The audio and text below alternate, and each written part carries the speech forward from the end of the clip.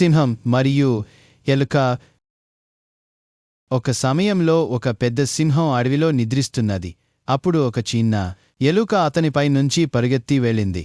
సింహం రక్షించుకోడానికి తన పంజాలతో ఎలుకను పట్టుకుంది. ఎలుక పిలిచింది, దయచేసి నన్ను వదిలేయ్, నేను నీకు సహాయం చేయగలను. సింహం హాస్యంగా నవ్వి, తనివి నీకన్నా పెద్దవి ఉన్నాయని నేను తెలుసు, అయినా సరే మిమ్మల్ని వదిలిస్తా అని చెప్పి ఎలుకను వదిలిపెట్టాడు. కొన్ని రోజులు తర్వాత సింహం వలలో చిక్కుకుంది.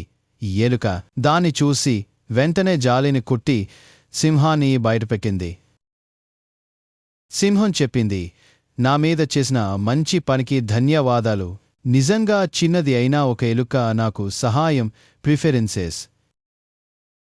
నేపథ్యం: మంచి పనులు చేయడం ఎవరు అయినా ఏ రూపంలోనైనా సహాయం చేయగలరు.